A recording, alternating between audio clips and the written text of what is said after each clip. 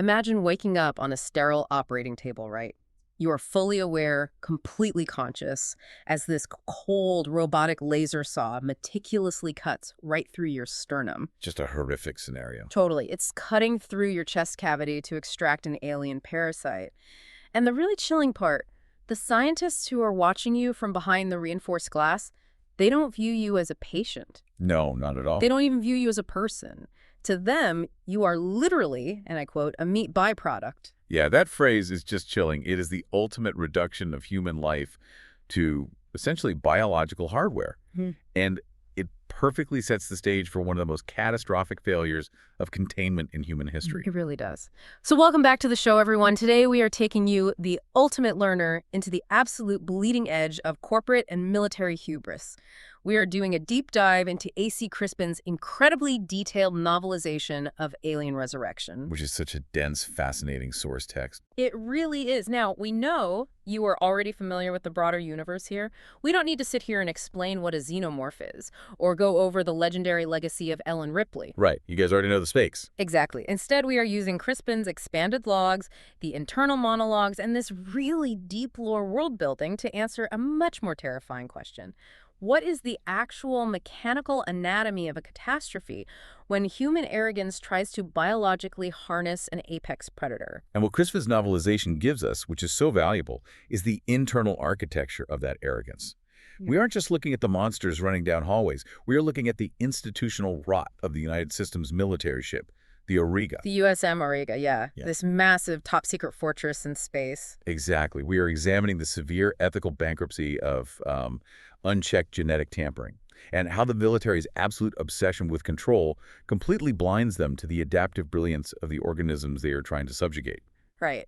And before we even get to the monsters in the labs, we have to start by looking at how that illusion of control fractures long before the first xenomorph even breaks out. Oh, the cracks are there from day one. They really are. The military doctrine on the Auriga is built entirely on this idea of absolute frictionless containment. But Crispin introduces us to the reality of the ship through this completely mundane, almost funny lens. A prologue is so brilliant for that. Yes. We meet this young soldier, Vinny DiStefano. He is stationed in the aft command capsule, doing a whole lot of nothing, just staring out at Pluto and Charon in the dark. Just incredibly bored. Right. And he is drinking a milkshake, which, the text notes, is a massive violation of General Perez's obsessive spit and polish regulations. Yeah, Perez runs a very tight ship, theoretically. So the contrast there is deliberately jarring. You have this multi-billion-dollar top-secret military installation, and right in the nerve center, you have a bored grunt slurping dairy. Exactly. But what happens next is where the real thematic core of the novelization reveals itself, I think. The bug on the console? Yes. DiStefano notices a bug just sitting on his pristine command console. And it's not a xenomorph or anything. It's just this strange, elongated, translucent insect that's dripping clear drool. Lab escapee. Right. And DiStefano casually squashes it. He wipes the bug guts off the console with his milkshake straw, and he literally shoots the carcass out of the straw like a spitball so it sticks to the viewport, just to hide it from Perez's random inspections. It's such a beautifully gross little detail. I am just fascinated by the systemic implications of that squash bug, though. General Perez runs this massive ship under the absolute delusion that he commands a perfectly sealed ecosystem. But he doesn't at all. No.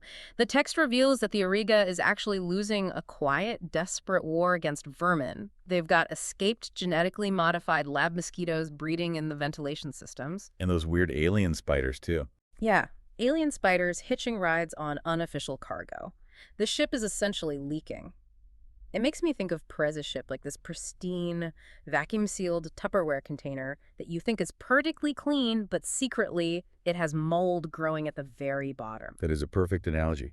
You know, in systems engineering, there's this concept called normal accident theory. Okay, what is that? It posits that in any highly complex, tightly coupled system, catastrophic failure is not some freak anomaly. It is actually an inevitability. Oh, wow. So the system itself guarantees failure. Exactly. Perez genuinely believes his rigid military hierarchy and his millions of dollars of technological fail-safes exempt him from natural law. But historically, complex systems always fall prey to minor biological infiltrations. Like what? Well, the sources bring up the historical introduction of brown tree snakes to the Pacific Islands on cargo ships, or how supposedly perfectly sterilized food packets brought cockroaches to the early Mars colonies. Biology always exploits the tiniest margins of error in technology. I look at Perez's situation, and I really struggle to understand the sheer cognitive dissonance at play here. It's massive. Like, if his cutting-edge military apparatus cannot even manage to filter out basic space spiders and modified mosquitoes from the environmental scrubbers, what kind of delusion does it take to think they could ever contain the universe's ultimate apex predator? Right, it's completely illogical. It's not just arrogance, you know? It feels like an institutional death wish. It absolutely is. Yeah. And it's the fundamental flaw of the military-scientific complex portrayed in this deep dive. They view biology as a static engineering problem. A math equation they can just solve. Exactly. They think of DNA as a passive material, like steel or silicon, just waiting to be molded into whatever shape they want. And that arrogance perfectly transitions us to the laboratories of Dr. Mason Wren and his protege, Dr. Jonathan Gediman. Oh, these two. Yeah. They aren't trying to build a better cage. They are literally trying to reverse engineer the tiger. Which brings us to playing God, the resurrection of number 8, the cloning of Ellen Ripley. This is where Crispin's novelization gets incredibly dense with the actual science of what they are attempting, which I found fascinating. It's not just a simple cloning procedure. No, not at all. They aren't just taking a clean cheek swab and growing a human in a vat.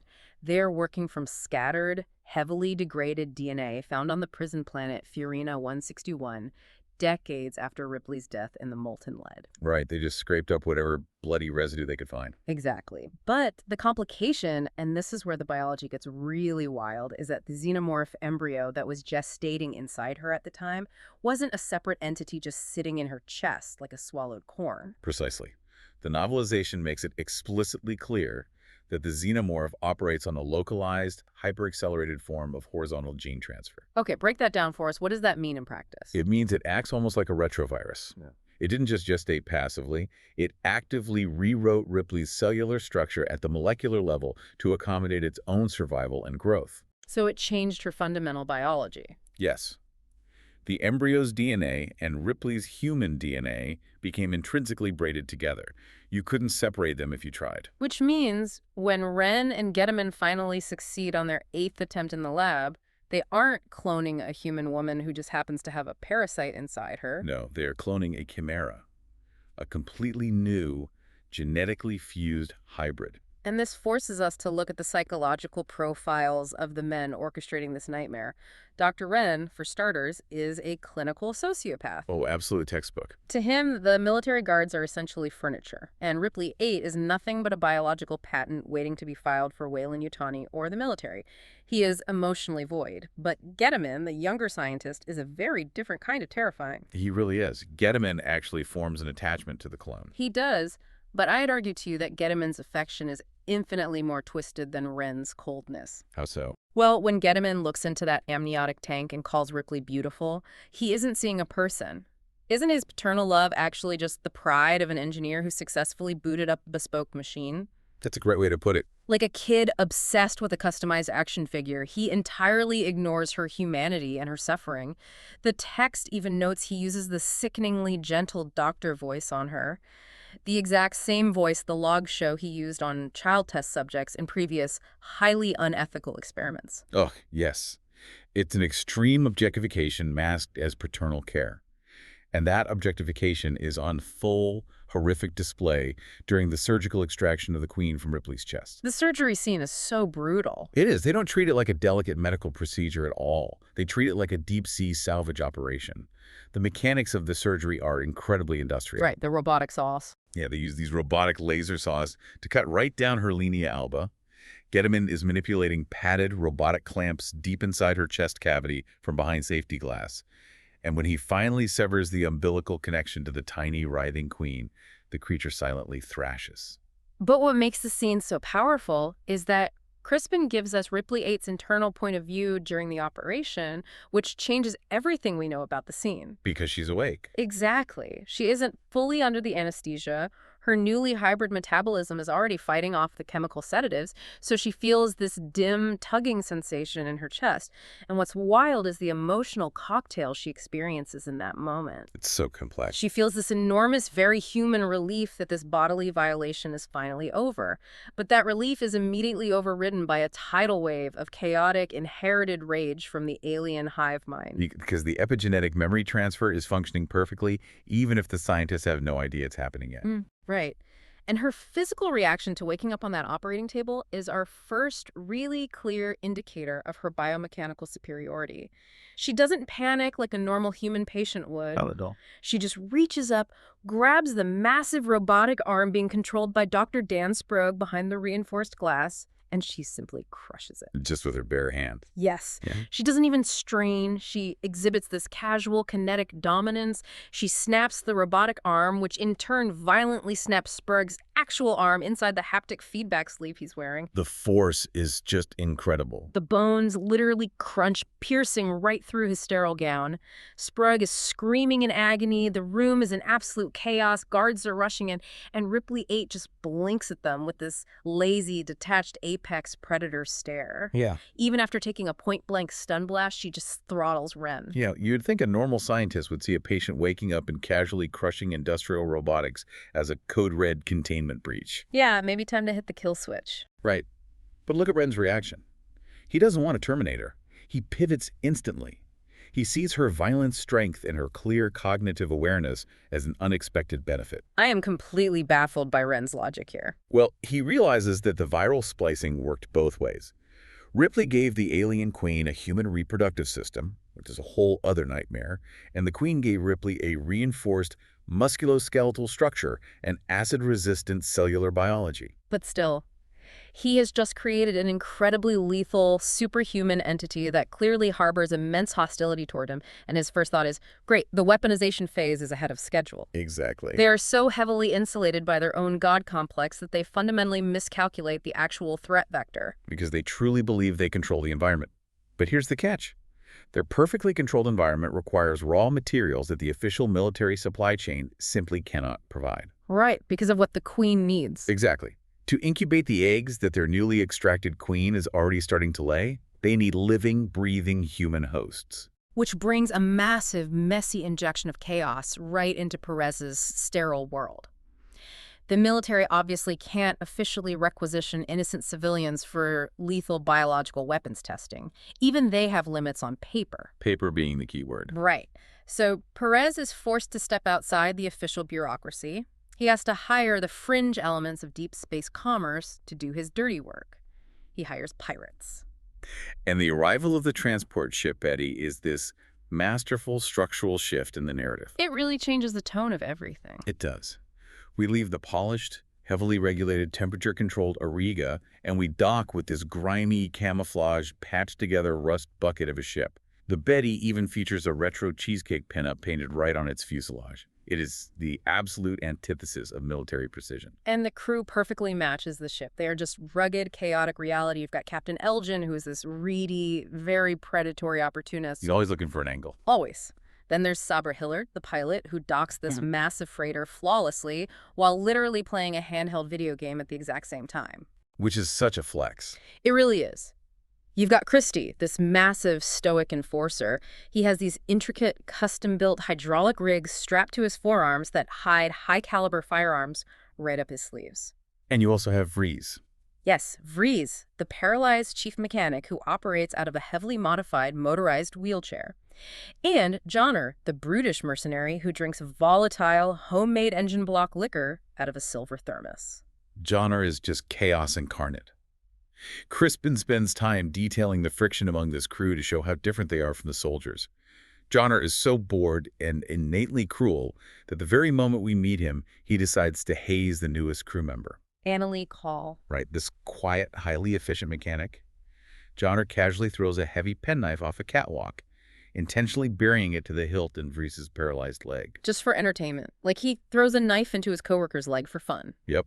And Vries doesn't even feel it because of the nerve damage. He just looks down, and Call calmly helps him pull it out, subsequently snapping the blade off in the metal railing just to spite Johnner. It perfectly encapsulates the raw, unregulated dynamic of the Betty.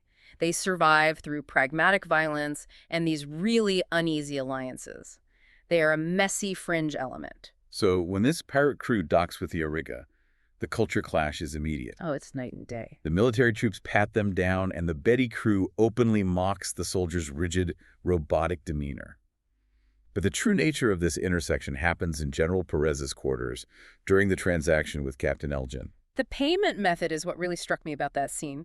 Perez doesn't use digital credits or official wire transfers. He literally slides stacks of worn, non-sequential green bills across the table.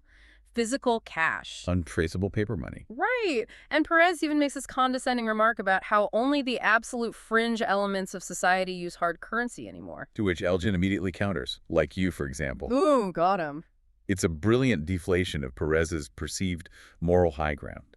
You see, Perez genuinely tells himself a story where he is a patriot. A hero of the military. Right. He thinks he's advancing biological sciences to eventually replace human soldiers with controllable xenomorph shock troops, which he believes will save human lives in the long run. It's such a twisted rationalization. It is. But Elgin looks right through the crisp uniform and sees exactly what Perez is. A black market buyer paying dirty money for dirty cargo. I just look at this as an incredible risk on Perez's part. It makes me question the basic systemic logic of a military commander who intentionally introduces a completely unpredictable, violently independent variable, meaning this mercenary crew, right into an environment that requires 100% rigid conformity to function. It breaks all of his own rules. It does. It's like throwing a rusty, reliable wrench directly into the Auriga's delicate, high-tech clockwork. By opening his airlocks to the Betty, Perez thinks he's exploiting these pirates.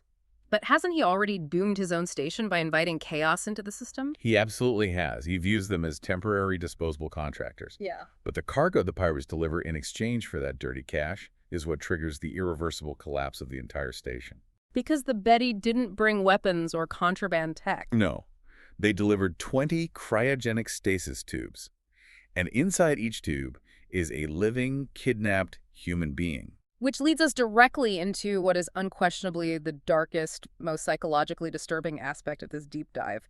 Because Crispin refuses to let these victims just be faceless bodies in a lab. She makes you feel it. She does.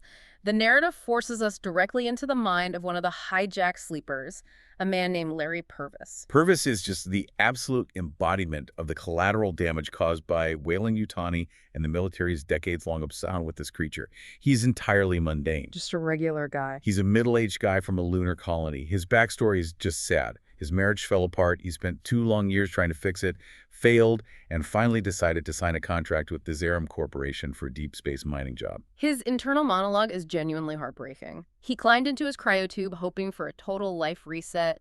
He fell asleep listening to soothing music, literally dreaming about earning enough credits to maybe fall in love again, maybe start a family. He trusted the system. He trusted the social contract of interstellar commerce. But he doesn't wake up on a Zarum refinery transport. No, he wakes up strapped inside his tube in a dark, circular containment room on the Auriga, surrounded by 19 other kidnapped civilians. And the scientists have mechanically lowered massive, leathery xenomorph eggs directly in front of the tubes. The physiological horror of his awakening is meticulously detailed. We really need to walk through this sequence. Purvis is groggy, heavily drugged from the hypersleep, but he can hear the eggs reacting to the sudden presence of human body heat and respiration. They pulse. They make these wet, organic, slipping sounds. Purvis is completely paralyzed by fear, but he's just aware enough to experience absolute, unadulterated terror as the egg right in front of him opens up. The novelization zeroes in on the facehugger's mechanics here. It's not just a creature jumping randomly. It is a highly specialized surgical instrument of the hive. It's an invasive procedure. Exactly. Purvis watches the 4 fleshy flaps of the egg peel back. He sees the long, spindly, multi-jointed legs of the creature inside. He is violently slapping the interior controls of his cryotube, screaming for help, but he is magnetically locked in. He can't move. And the implantation sequence is just a visceral nightmare. The facehugger launches. It hits Purvis's face with this heavy, rubbery, cold wetness. A prehensile whip-like tail instantly wraps around his throat, completely cutting off his airway. Suffocating him. Yes, and as Purvis opens his mouth to gasp or scream, The creature forcefully drives a fleshy, fibrous ovipositor straight down his windpipe. It is an overwhelming biological violation. And Crispin notes that Purvis actually voids his bladder in sheer panic right before the creature secretes a chemical compound that completely paralyzes his nervous system. Just awful. It drags him back into a dark, suffocating unconsciousness while the embryo is deposited in his chest. And while Purvis is experiencing this deeply personal apocalypse, Dr. Wren is watching the entire thing from a climate-controlled observation booth right above them. Like he's watching a movie. Exactly. He is orchestrating this mass implantation on 20 innocent people simultaneously. Now, the psychological toll on his lesser scientists is immediate and severe. Carlin, one of the junior researchers, is violently vomiting. Right, they can't handle it. Another scientist, Claus, literally flees the room in terror. A researcher named Trish Fontaine openly confronts Wren. She is horrified because Wren actually lied to his staff, promising them the subjects wouldn't feel the implantation, that they'd be asleep. But they were wide awake. And Wren's justification for this atrocity to his staff is staggering. He actually looks at his horrified team and compares their work to the Manhattan Project in the 20th century. I could not believe he used that argument. He calmly explains that the physicists who built the first atomic bombs calculated a legitimate theoretical risk that detonating the weapon might ignite the Earth's atmosphere and extinguish all life. But, Wren argues, they pushed the button anyway for the sake of scientific advancement and global security. It is the ultimate rationalization of the technocrat. He uses historical precedent to sanitize premeditated mass murder. But the comparison is fundamentally flawed, and I want to push back on it fiercely. Please do. You look at how tech companies today rush untested, potentially destabilizing AI models to market. It's that exact same Manhattan Project excuse.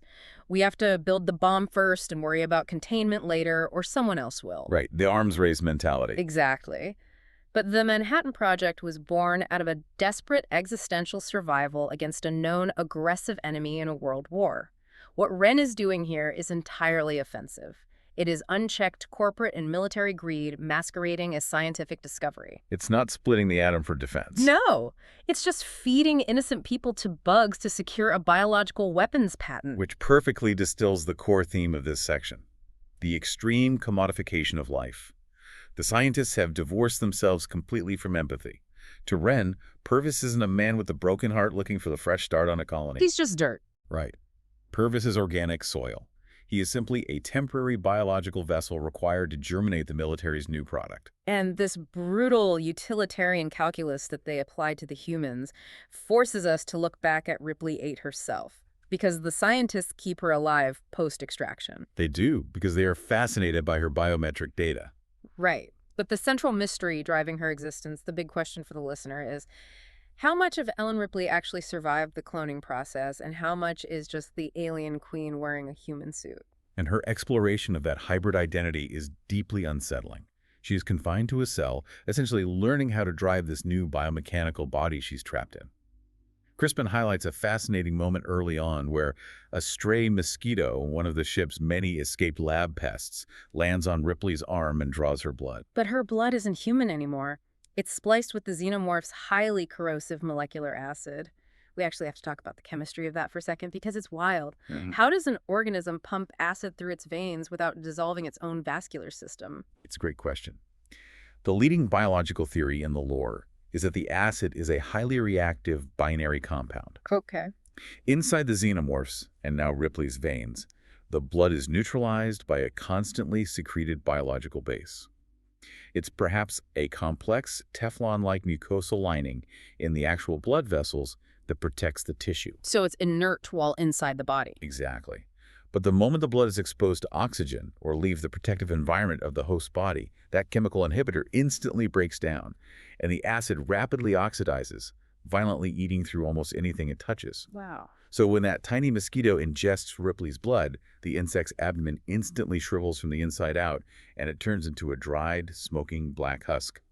And Ripley simply blows the dead insect off her arm. It's just a microscopic demonstration of her lethality, and while she's in that cell, she also discovers a surgical tattoo on her forearm, the number 8. Yeah, she intuitively understands it's a batch number, not a name. Right. And the cognitive testing she undergoes with Gediman and a researcher named Kinlock really illuminates her internal architecture. They treat her like a toddler. They are literally showing her simple flashcards through the glass. She identifies a picture of a boat and a dog with absolute flatline apathy. Zero emotional response. None. But then Kinlock holds up a cartoonish drawing of a little girl with blonde hair. And the psychological reaction is explosive. Yes, the text describes her body going rigid. Her face contorts in absolute agony because the epigenetic transfer didn't just pass down physical traits like acid blood, it passed down RNA-encoded memories. She is suddenly hit by a tidal wave of competing, agonizing data. She feels the primal, warm safety of the alien crash from the Queen's DNA, intertwined with the sensory human memory of small arms wrapping around her neck. She hears a child's voice crying, "Mommy!" Exactly. It's the memory of Newt, the little girl the original Ripley sacrificed herself to protect on Fury 161. It creates a profound cognitive dissonance. It's like she's experiencing the phantom limb syndrome of the soul. That is a very poetic way to phrase it, but it's accurate. She's grieving a child she never actually met, while simultaneously feeling the alien queen's driving biological imperative to violently protect the hive. She is completely hollowed out. She is alienated from both humanity and the xenomorphs. She belongs nowhere. And that tragic duality completely dictates how she interacts with the Betty crew when they finally cross paths. Yeah. Ripley is let out of her cell under armed guard, and she's just bouncing a basketball in the ship's mess hall. Oh, the basketball scene. Right. John Carter, the mercenary, who we know enjoys stabbing his paralyzed crewmate for a laugh, decides he's going to harass her. He sneaks up, physically crowds her space, and smirks, asking for a little one-on-one. And the ensuing sequence is an absolute masterclass in kinetic biomechanics. Ripley doesn't fight like a trained human soldier. She doesn't use martial arts. No. She fights with the hyper-efficient, brutal economy of an apex predator running a continuous cost-benefit analysis in her head. She casually slams an elbow into Johnner's solar plexus, shatters his nose with a backhand, and drops him to the deck, all while continuously dribbling the basketball. Sabra Hillard tries to tackle her from behind, and Ripley just seamlessly redirects her momentum, tossing the pilot aside like a crumpled jacket. Then Christie steps in. Now remember, Christie is massive, and he swings the heavy metal base of a pedestal punching bag directly into Ripley's face. A blow of that magnitude would crush a normal human zygomatic arch. It would likely cause fatal brain hemorrhaging. Instant death for a human. But Ripley doesn't even stagger. No. She absorbs the kinetic energy, bleeds a single drop from her nostril, and then grabs the metal shaft. She rips it out of Christie's hands and uses it to nearly shatter his jaw before Johnner manages to get up and land a cheap shot to her kidney. And Ripley's response to that kidney punch is so perfectly feral. She drops to her knees, reaches up, and latches onto Johnner's crotch with absolute crushing mechanical force. She completely neutralizes a room full of hardened killers in seconds, barely elevating her heart rate. And when Dr. Wren and the armed guards rush in, weapons drawn, anticipating a bloodbath, Ripley just de-escalates instantly. She wipes the drop of blood from her lip, flicks it onto the floor, where it violently burns a bubbling, toxic hole straight through the military-grade deck. Plating sinks an impossible backward basketball shot from across the room, and simply walks away. Wren and Gediman are practically taking notes through all this, swooning over her tactical dominance. But there is someone else watching who understands exactly what Ripley represents. Call, the quiet mechanic from the Betty. Right, Call, who is a fascinating anomaly herself. She is. We know she is deeply embedded in the banned black market histories regarding the Weyland-Yutani Corporation and the xenomorph threat. She recognizes the existential danger Ripley poses immediately. So Call completely bypasses the Auriga state-of-the-art security grid. She uses custom microsprays to short out the locks, and she sneaks right into Ripley's darkened cell to assassinate her before the contagion can spread. She sneaks in with this massive, heavy stiletto knife. It's this incredibly tragic setup, really. I mean, Call sneaks in thinking she's the White Knight slaying the dragon, right? But she finds the dragon sitting quietly in the dark, already mourning the end of the world. Ripley senses her immediately and calmly asks, "You gonna kill me, or what?" Call demands to know where the surgical scar is, hoping to kill Ripley before the Queen is actually extracted. But Ripley just pulls back her shirt and shows her the healed incision. The extraction is over. The Queen is already laying eggs. Call realizes she has failed her mission before it even began. And what strikes me here is Ripley's absolute terrifying apathy. Call is trembling, offering to end Ripley's pain, and Ripley just reaches out and pushes her own hand directly onto the point of Call's stiletto. She intentionally impales herself. Yes. She drives the steel blade 4 inches straight through her own palm, and her blood instantly reacts. The acid violently oxidizes, sizzling and melting the steel down to a smoking stub in seconds. It's a physical manifestation of her indestructibility, but also her deep self-loathing. She tells Call, "I'm not her. I'm a thing, a test construct." She informs Call that the alien outbreak isn't a mere possibility, it is a biological inevitability. Because Ripley possesses the genetic memories of the hive, she knows exactly how the xenomorphs operate. She reaches out, strokes Call's hair in this gentle, almost maternal gesture, and then effortlessly grabs her by the throat, demonstrating that she could crush Call's windpipe in a microsecond if she wanted to. But she doesn't. No, she simply lets go and tells her to run. Yeah. I really have to ask you, does Ripley's utter apathy, her absolute acceptance of the inevitable doom, make her more terrifying than the actual aliens? In many ways, yes. It makes her the ultimate tragic observer. She's like a Cassandra who knows the horrific suture but refuses to intervene. She understands that you simply cannot build a cage strong enough to hold rapid biological adaptation. And her chilling warning to Call is validated almost immediately. Because while they are speaking in the dark, the fully grown xenomorph warriors, the ones violently birthed from Purvis and the other kidnapped sleepers, are already reverse engineering their captivity. Which plunges us directly into the systemic collapse of the Auriga. The Great Escape. Yes. Gediman is standing inside a mobile, reinforced observation booth, studying 3 adult xenomorph warriors contained in a high-security holding pen. And Gediman, high on his own perceived intellectual superiority, makes a fatal miscalculation. Oh, it's so foolish. He treats them like zoo animals. He slaps a large red fail-safe button on his console, which blasts the aliens with a highly pressurized spray of liquid nitrogen. The extreme cold burns them, forcing them to retreat to the back of the pen.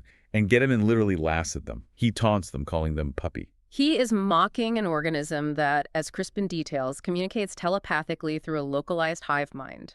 They aren't cowering, they are silently analyzing the room. Exactly. We have to stop thinking of the xenomorphs as instinctual animals, like dogs or lions, and start thinking of them as an algorithmic swarm intelligence. Like a computer program. Right. A machine learning program doesn't just react to an obstacle. It runs thousands of rapid iterations to find an exploit. The aliens realize that the humans rely entirely on external interfaces, glass ports, buttons, reinforced grates. The only weak point in the room is the floor grid, which drops into the ship's sublevels. But the metal is too thick to break with physical force. Right. So the algorithmic intelligence makes a brutal calculation. The 2 larger warriors silently communicate. They turn on the 3rd, slightly smaller alien. And they violently, systematically tear it to bloody pieces. They rip off its limbs, they smash its cranium, and the dying alien doesn't fight back. It literally offers its life to the hive. It is the ultimate weaponization of their own biology. The sheer volume of highly concentrated molecular acid blood spilling from the slaughtered runt acts as an industrial solvent. It violently eats a massive bubbling hole straight through the supposedly impenetrable high-tech floor plating. The aliens adapt by using self-sacrifice as a skeleton key. It's brilliant and terrifying. It is, and Gediman is watching this through the glass, and his entire worldview is just shattering. The floor turns to glowing toxic sludge, and the 2 surviving aliens slip down into the ventilation sublevels. The containment is completely breached. And then Gediman does the dumbest possible thing. He really does. He opens his secure booth and steps into the ruined cage to investigate the hole. His scientific curiosity entirely overrides his survival instinct. As he peers over the edge of the melted deck, a massive, dark, biomechanical hand shoots up from the shadows. It latches onto Gediman's face and forcefully drags him down into the sublevels. The text is horrifying here. Gediman is screaming in absolute terror, but the alien doesn't kill him right away. No, it embraces him almost gently, wrapping around him to carry him off into the dark to be cocooned and used as raw material for the hive. The klaxons start sounding across the entire station. General Perez is jarred awake in his quarters, realizing that his black op has catastrophically detonated. His Tupperware container has burst. Exactly. He immediately abandons the scientific staff and orders a full evacuation to the emergency lifeboats, prioritizing his hand-picked military personnel. But the xenomorphs have already bypassed the ship's structural choke points. Perez is standing in the chaotic docking bay, supervising the loading of an escape pod. His soldiers are frantically piling in. But as the hatch is closing, a xenomorph drops silently from the ceiling, struts directly into the lifeboat. The heavy hatch seals shut. Perez is standing on the gantry, looking through the reinforced viewport of the lifeboat. He can hear the muffled, frantic screams of his own men being butchered in close quarters. Blood violently sprays against the glass inside. It's a slaughterhouse. One desperate soldier manages to hit the emergency release, popping the hatch an inch to escape, but the alien grabs his legs and brutally drags him back down into the pod. And this is where Perez is forced into a brutal, split-second military calculus. He knows that if that alien gets out of the pod, it will slaughter everyone in the bay and hijack another ship, potentially reaching populated space. So Perez draws a fragmentation grenade. He yanks the pin, forces the pod hatch open just enough to roll the explosive inside, slams it shut, and hits the external eject button. The pod shoots out into the vacuum of space and immediately detonates. He vaporizes his own men just to contain the breach. It is a shocking display of ruthlessness. He sacrifices his soldiers to maintain the illusion of control. But the dark irony is that his sacrifice is entirely meaningless. Because as Perez stands alone on the gantry, formally saluting the debris cloud of his vaporized men, the ecosystem he thought he commanded finally reclaims him. yes, an alien warrior rises silently behind him. It doesn't roar. It doesn't announce itself like a movie monster. Before Perez's brain can even process the subtle shift in air pressure behind him, the alien's secondary pharyngeal jaw shoots out with pneumatic force. It strikes Perez directly in the back of the cranium, Puncturing his skull and destroying his brainstem so rapidly that he is dead before his body even hits the deck. The architect of the Auriga's doom dies without even knowing what killed him. Poetic justice in a way. With the military chain of command entirely decapitated, the remaining scientists panic.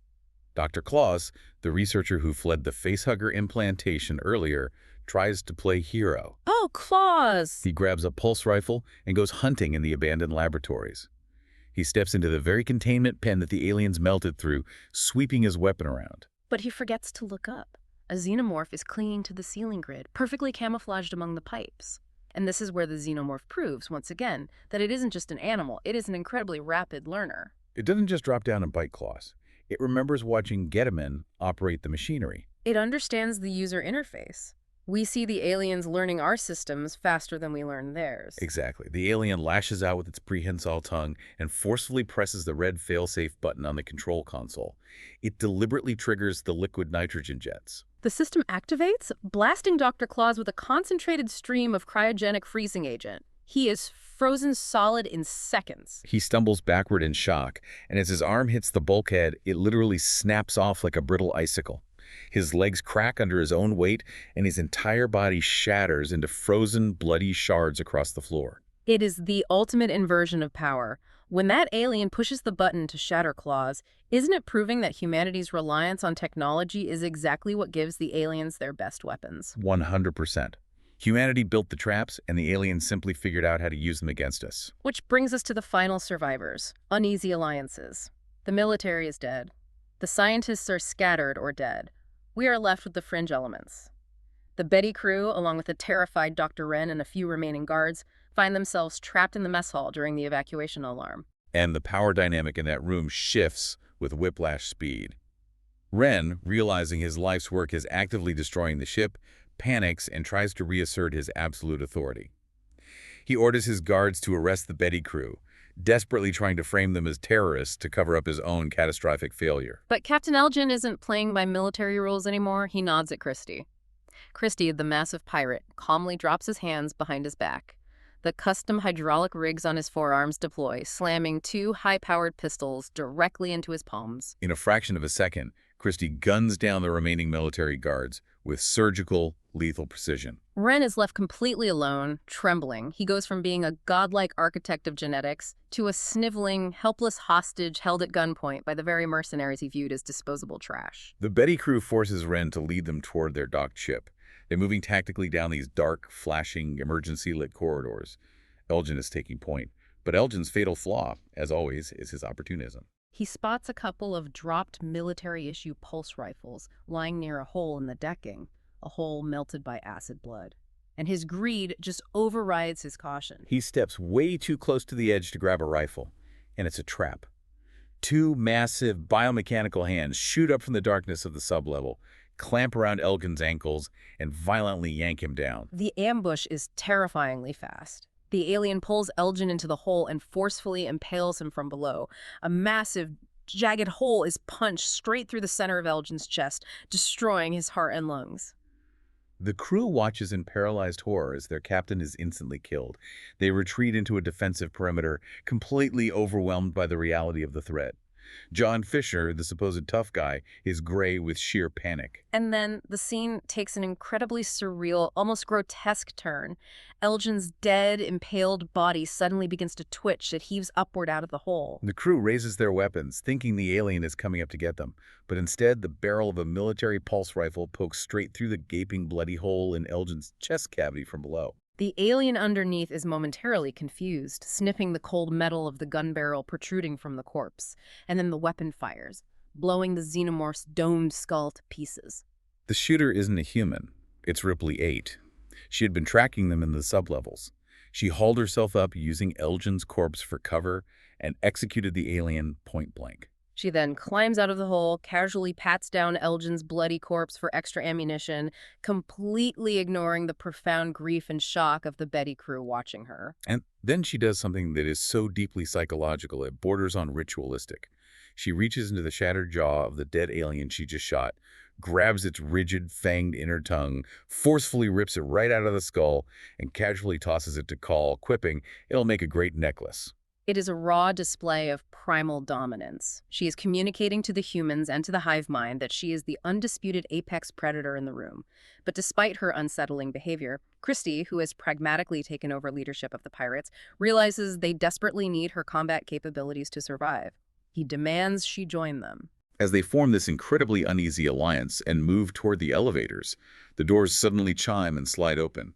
Everyone raises their weapons, expecting a xenomorph ambush. But it's Farees. The paralyzed mechanic actually survived the initial slaughter. Right, he had broken down a combat shotgun and hidden the components inside the tubular frame of his wheelchair.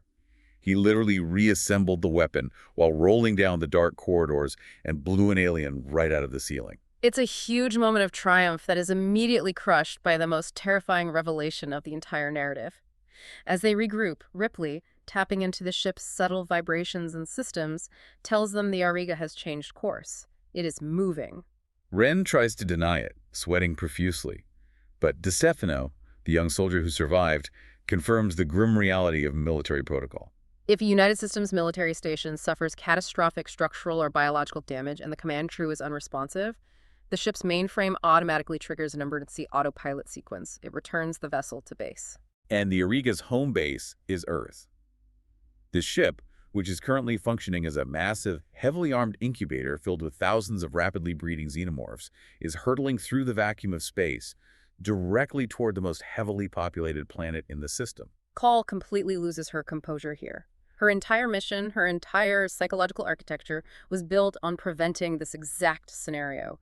She realizes that if the Auriga enters Earth's atmosphere, it is the extinction of the human species. The xenomorphs will overrun the planet in a matter of weeks. The structural narrative shifts violently here. This is no longer a claustrophobic survival story about escaping a haunted house in space. It becomes a ticking clock, existential race to prevent an apocalypse. And Ripley 8 is standing right in the center of this desperate alliance, holding a rifle. I really want you, the listener, to pause and consider Ripley's true motivations in this exact moment. If she has the Queen's instincts and views humans with such open contempt, calling them meat, why does she team up with them? That is the ultimate question of her character. She is constantly battling her own biological imperative. She told Call that the triumph of the xenomorphs is inevitable, and yet she picks up a pulse rifle. She actively protects the Betty crew. She shoots her own biological offspring. Is it just convenience? Or is the ghost of Ellen Ripley, the memory of a woman who threw herself into a blast furnace to save humanity from this exact nightmare, somehow overriding the alien DNA to stop the ship from reaching Earth?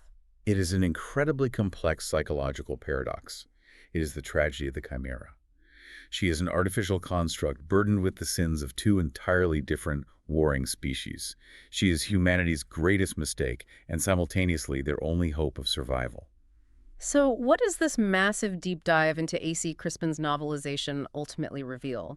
We've stripped away the action movie veneer to look at the mechanical failure of arrogance. We've seen the catastrophic, blood-soaked results of prioritizing corporate ambition and military lethality over basic, fundamental respect for life. We've witnessed the extreme hubris of men like General Perez and Dr. Wren, who genuinely believed that sterile laboratories, rigid bureaucracy, and high-tech fail-safes could subjugate an organism that uses its own molecular acid blood to melt through the floorboards of reality. They treated life, both human and alien, as a mere commodity, an incubator, a patent, and in doing so, they engineered their own spectacular destruction. You cannot tame nature, and you certainly cannot harness an apex predator with sterile arrogance. You cannot solve a biological crisis with a purely engineering mindset. Biology adapts. Biology escapes. So, as we wrap up this deep dive into the doomed corridors of the Auriga, I want to leave you with a chilling final thought to explore on your own. Think about Ripley 8 as this massive, infested military station hurtles through the dark toward Earth.